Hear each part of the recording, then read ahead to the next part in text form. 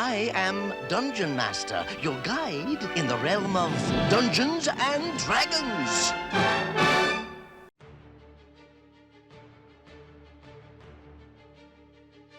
Okay, I'm going to start by marking a notch on the monster egg chart. And there was 210 experience from that last adventure, 50 experience each. Hey guys, welcome back to the campaign. So as Sir Justice makes his way up the ramp and starts sort of charging toward the tower, Ulrich calls out to him and says, "Hey, hang on. We never checked the body over here." Sir Justice stops and turns around. Ulrich finds maybe a few gold coins. Again, this guy's weaponless, but the thing that he notices once he starts searching the body is the neck has a rather large sting mark on it. I mean, it's almost like a big boil. You can tell where something has pierced the neck and then created a swelling bulge. And he goes to turn around to tell the group, and suddenly from up here, everyone hears, "My friends, I have discovered something. It looks as if though this man has suffered a great sting to the neck." Sort of steals the thunder from Ulrich down there. Sir Justice calls out to Wobert. "Wobert, go check the last corpse." "All right, I'll go check the corpse. Yes, he's been stung in the neck." Basically, all these corpses have a stinger mark on their neck. As the group gathers on the bridge, there's discussion about what could have caused this. Perhaps scorpions or giant wasps. We begin to proceed toward the tower. Sir Justice abruptly comes to a stop. Right up in this area here is a murder of crows. It looks like there's maybe 50 to 100 of them on that top level up there. And as we get a little bit closer, they all fly off except for one. That one seems to be looking at us. Keep your wits, my friends. I sense a great evil in this place. Ahead is a staircase that is strewn with rocks and debris, and it descends down into the darkness. It's probably about 10 feet wide. Goes straight down, and incredibly cold in this entire area, and as we begin to descend the steps, it gets even colder.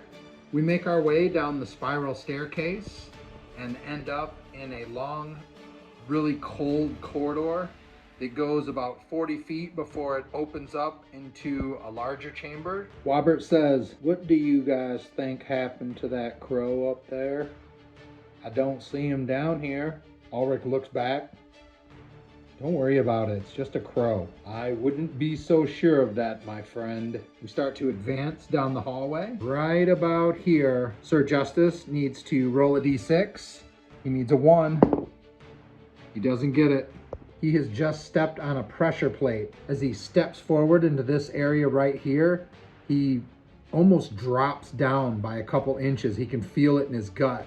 Dirt and debris start falling from the ceiling and walls all the way around him. Great grinding and scraping can be heard as 2 10-foot by 10-foot blocks begin to emerge from the hallway walls, slowly closing in around him. Since he's the one that triggered it, he gets to move right here, and he looks back around at everybody to make sure everybody's coming, and he says, "Hurry, my friends, there's a maiden to be rescued." The walls are closing in really quickly, and he gets to make his way all the way through, and he turns around and yells, "Come, Timothy, quick!" This is where the problem begins with these two. St. Timothy has to make a saving throw versus stone.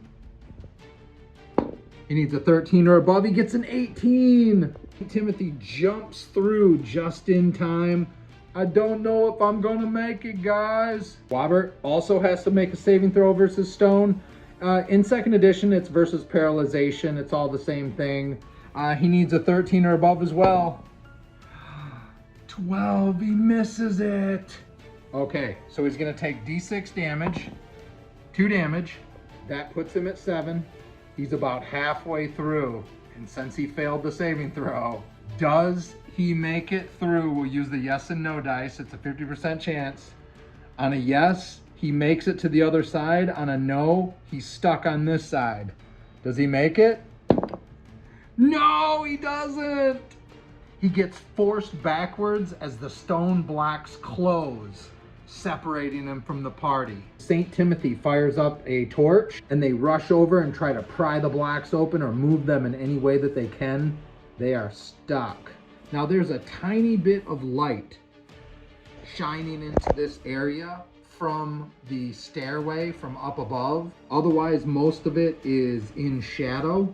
Wobbert can hear a fluttering of wings behind him. He turns around to see a crow perched on one of the stairs. In a puff of sulfur-smelling smoke, the crow turns into a tiny red-skinned humanoid with leathery bat wings and a barbed tail that it waves around gleefully. Wobbert immediately has a wave of fear run through his body. It hisses out, "Prepare to meet Arcantriel, your goddess." This is not good. We have initiative. It's gonna win. Now keep in mind, this could have been St. Timothy as well. It just happened to be Wobbert. I'm not picking on the new guys, you know. You've seen the dice rolls. But the imp is gonna cast suggestion on Wobbert. He needs a 12 or over to save. He fails it. Damn it. You come over here and drop your spell book and all of your items. Wobbert starts making his way over here. As Wobbert is setting his stuff down onto the floor, the imp positions himself in the perfect position and brings his tail around and pops Wobbert right in the neck with it. It's a fast jab to the neck. It's an automatic hit because there's 0 resistance from Wobbert. 1 to 4 damage. Takes 4. He's got 3 left. He has to make a saving throw versus death. He needs over a 14. That's it. Wobbert's lifeless body slumps to the ground. The imp gleefully laughs and then turns into a spider. That spider is a rather large tarantula, and it skitters off this way and up that wall, and there is a little space here above these blocks that it can fit through. And he makes his way over maybe to the corner there and is spying on the group right here. That was hardcore. Jeez. Save versus death or die. The spider originally had moved up this way, the imp. But once he got, up in this area here, he found that he couldn't approach the group any closer. And that's because the paladin has protection from evil in a 10-foot radius on at all times. So now that presents a little problem for the imp. And it was like a burning sensation that he felt, and he did not like that. So he's keeping back. He maybe moved up and he felt it, and now he moved back. He's gonna wait for them to move on from this area. After standing for several minutes, perhaps hoping that these blocks would open up, nothing happens. There's no sound, nothing. And they decide that they have to turn around and move on. That's gonna be the only way for them to get out of here and find Wobbert. So a thick layer of dust has settled into this chamber. And first thing that we see is there's a lever in the center of the room. There are also a few dead goblin bodies scattered about. Their crude weapons are still clutched in their hands. There's 4 doors, 2 of them which are open, hanging from their hinges. And at the far end of the room, a statue of a horned bipedal creature stands, menacingly pointing toward us. Its stony visage bears a menacing grin. Ah, this must be the lever that opens the stone blocks. I'd be careful touching that. St. Timothy says, "Why, yes, our friend Elena always warned us about levers. It should be fine." Sir Justice gets to about right there and an evil laugh begins to fill the entire chamber.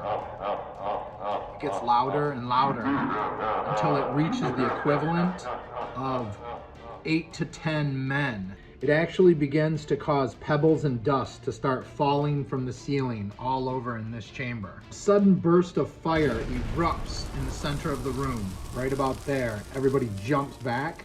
Tall green humanoid covered with sharp barbs right down to the tip of its long, meaty tail steps out of the flame. Looks like a devil of some kind. Beneath an iron mask, black eyes shift and dart about,